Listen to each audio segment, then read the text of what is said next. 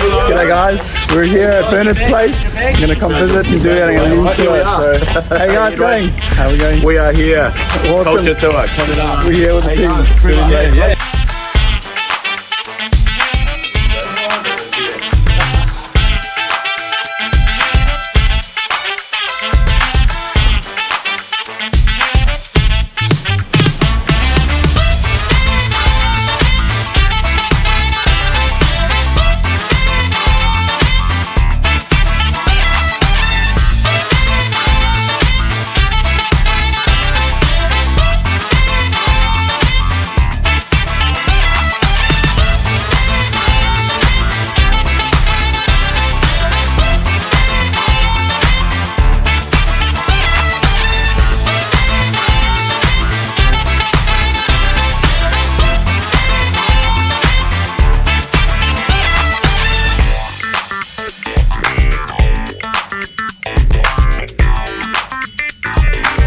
So welcome Sydney Packaging. Should we give them a big hand? Very welcome. Morning meeting begins 7:30 sharp. They'll start with some stretches, then go over to some good news. After that, they'll start their daily KPIs report, which covers their mission, their BHAG, any raving fans. Then they'll go through safety and improvement and GPP, which is their growing people program. After that, they'll cover their production, sales, marketing, customer service, and accounts numbers. Then they'll move on to their 2-second lean chat group, where they review their improvements from the day before. And then some of the people will review a takeaway from that chat group.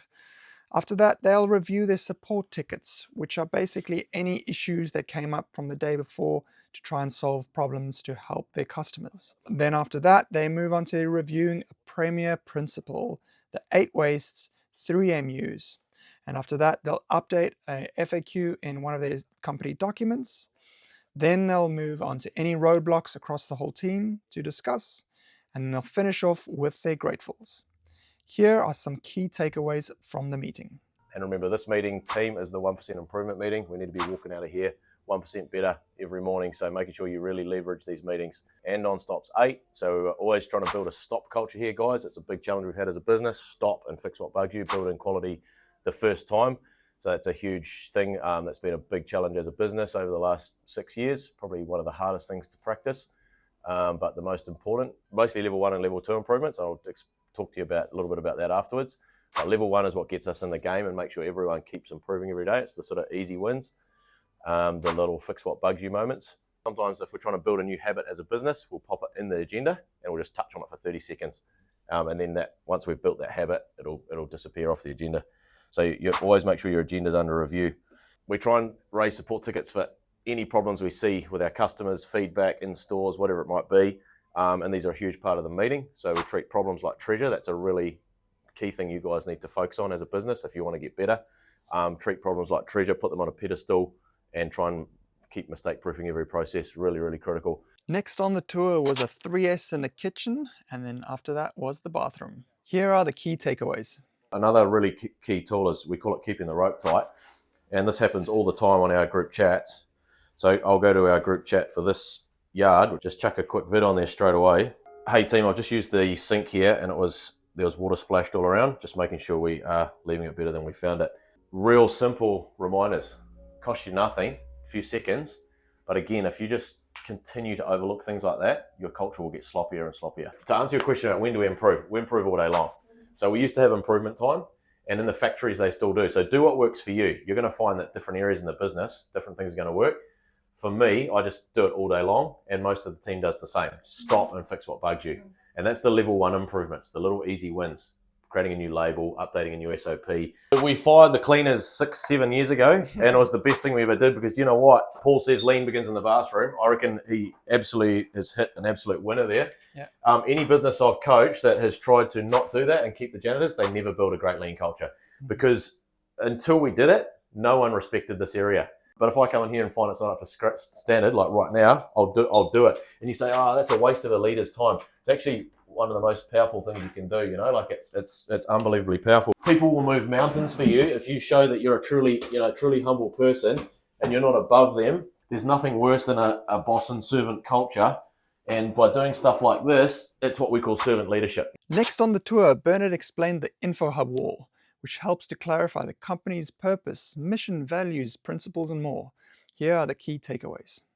But it's quite important to have a place where you can go and, especially with new team members, and say, hey, here's the mission, here's some of the key principles that, you know, we really believe in. Let's say you're having a conversation with someone that's maybe not living up to a core value, or you can actually go and have a little discussion about it, you know, and it makes the conversation quite subjective, takes any personal stuff out of it. Next, we went to the Happiness HQ, where Bernard explained in more detail their playbook and their growing people platform. Here are the key takeaways. It's pretty overwhelming when you first join this business. We actually give the copy of this to people who are wanting to join as well. It often sorts out people who do and don't want to be part of the journey. Some people just like, oh wow, this is crazy. This is not the place for me. So it's quite a good way of helping you hire better people as well. And it helps you understand the business. This is our growing people platform. And this is where each day everyone logs in and they do some training, whether it's 10 minutes, 15 minutes, whatever it is. We have a little matrix I'll show you as we go in the office so we can see where people are at on their learning journey as well. Growing people is the number one priority. Because if we grow people, then improvements get better, right? And our processes get better. And then what happens? Quality gets better, service gets better. And your customers get happier, right? And they come back for more. Next, we toured the offices while Bernard explained their training matrix and gave us some lean golden nuggets. And then we had an opportunity to speak to some of the team members. Each skills matrix is kind of unique to the person. But yeah, so we can see, you know, where he's learning, supervised, confident, and a teacher. So he's doing really well. There's some gaps there. So this one shows where they're up to on that GPP platform. And it shows all the audio books that we recommend. And so Josh has still got a lot of books to get through. Straight away, I can visually see where he's up to. Key thing with these tours is make sure you're respecting our crew, as in leave it better than you found it. The other really key one to remember as leaders is that the standard you walk past is the standard you accept. Leadership's tough, but it's also very, very rewarding. Lean is really built on two pillars. One is a deep respect for people, and the other one is a deep respect for resources. You cannot delegate lean. You know, a lot of my work is GLS, go look, see. 90% of leadership is follow up. A leader's job is to follow up, follow up, follow up. Make sure we keep the rope tight. CRO, CEO, follow up. So you've got quite a lot of transparency with your numbers. Fully transparent, fully transparent. Because if you don't treat your team like owners, they're never going to act like owners.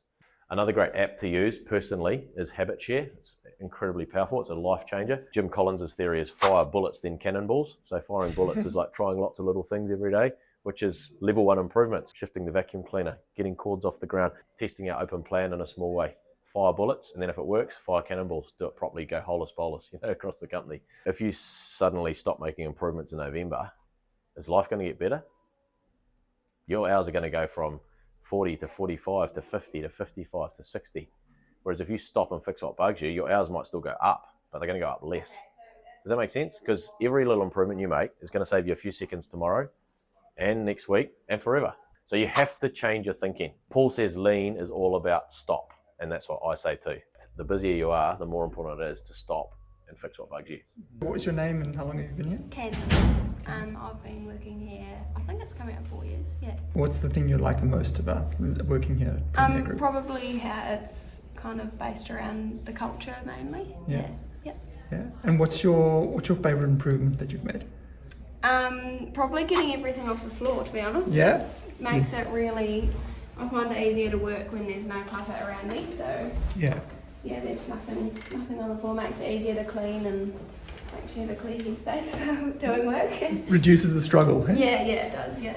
Next, we went to visit the factory where we met some of the key leaders, like Aroha in Dispatch. Right at the super beginning of it, they called it continuous improvement, which it still is, but it was nothing compared to the standards and stuff that we have now. So what's the difference?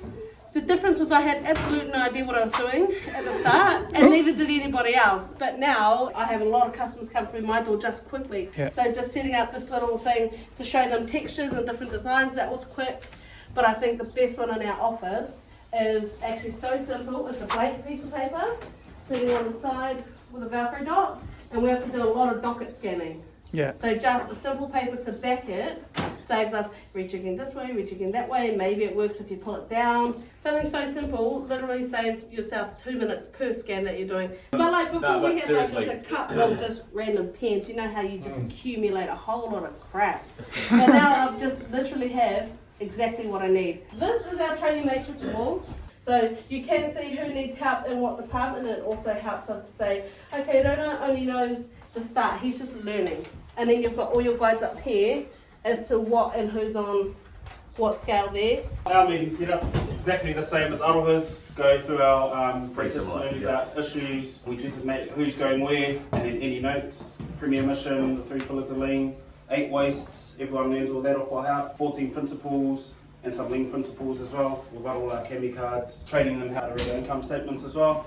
At the end of the meeting, we turn the computer on and watch some 2-second lean videos. And just to explain one thing, guys, so it's quite different in our production teams. We do the learning together, so they do it in their morning meeting, right? Whereas next door, in the overheads team, we do, everyone logs in and does their GPP training separately, so all at different levels of their journey. Whereas we found in production, it's much easier just to do it all together in the morning meeting, otherwise it's too hard to organise. And we've got our training matrix as well. The goal is for everyone to be teachers, and then you can see a few blanks in there, indicates that they're either new or need some trainings. Next, we were invited to observe a mini Kaizen event. What I'm about to show you guys today, we have these air guns, plug them in and oil our molds, because if you don't oil the molds, they stick. So we've made a few changes and we've been trialling out a new way of doing it. Nobody likes electric, they break, have to buy a new one. I think a new gun costs $80. We can go through maybe 2 a month, 3 a month. Calvin, our engineer, you guys met earlier, come up with a improvement, cut the motor off, hooked up some air connections, and it's fully taken away the power. So you turn the nozzle on, and it's just air now.